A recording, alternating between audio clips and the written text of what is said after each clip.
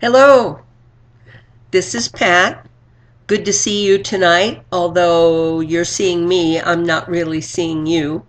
I want to talk about stop and think. Now, I have sent a handout over that you may follow. Stop and think is something that we use for all kinds of behaviors. Whether you're getting angry, or whether you are feeling like using drugs or alcohol, it doesn't matter. Stop and think is a very good tool. So let us start out. Think about a time when you may have gotten really upset. Now, whether that would be you had an argument with someone or you were disappointed or distressed in some kind of way. You may have lashed out in anger. You may have said things you wished you wouldn't have said or done things you wish you hadn't have done. It could be that actually you just went and got high or got drunk and then later thought about, why did I do that? So think about a time like that. What were you feeling? How did your body feel? Did you know you were upset? Think about the sensations that the body has. Maybe you get really tense. Maybe you get really hot all over. Maybe you shake. All kinds of things. And then think about the thoughts. We have certain thoughts that lead us to trouble. No matter how hard we try to do the right thing, we have these thoughts that come to us. And some thoughts, like, F it, I don't care, I'll show you, you're not going to disrespect me.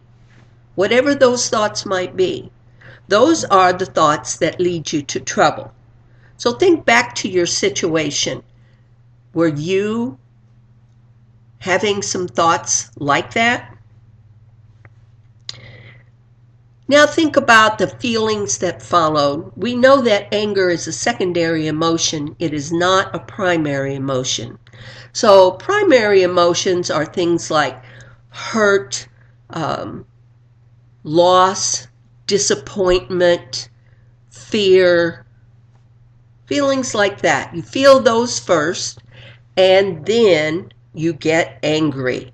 So if someone said something to me and that person was very important to me, I might get hurt, feel hurt when they say bad things to me. And then I immediately lash out in anger.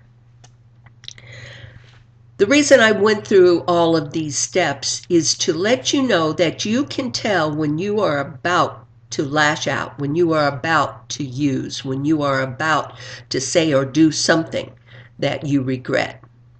So, for example, when I feel a certain feeling in my body and I start to think, who do you think you're talking to?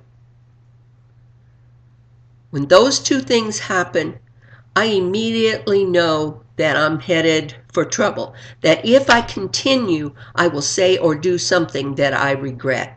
And that's when I stop and think. There are 3 steps to stop and think. 3 steps. 1, be quiet. Close the lips. 2, get space.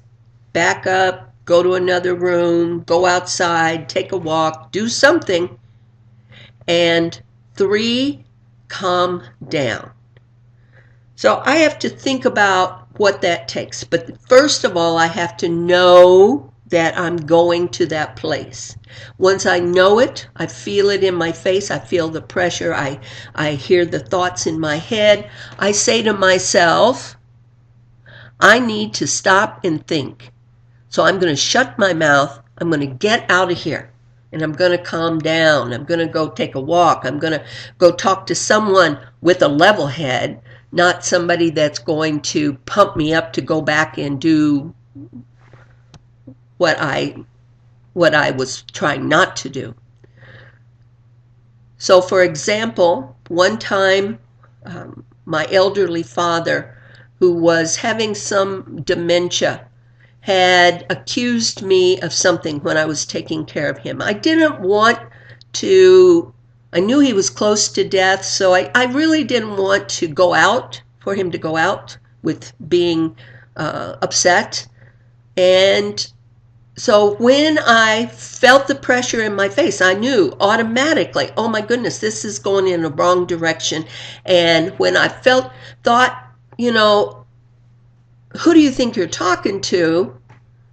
I immediately thought about stop and think. I said, I've got to be quiet. I've got to shut my mouth right now.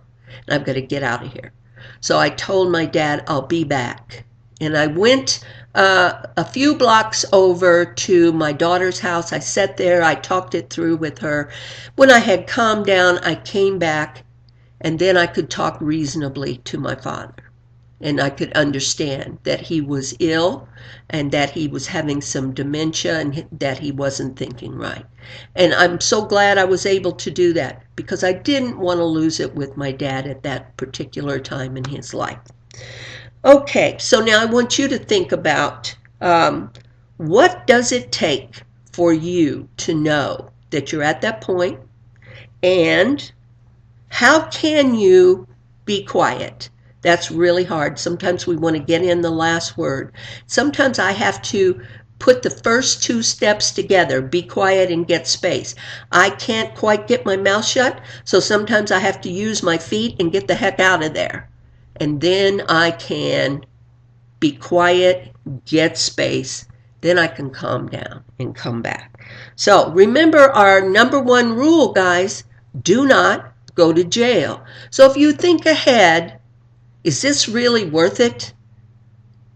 When I stop and think, is this worth losing the job? Is this worth hurting my relationship? Is this worth going to jail?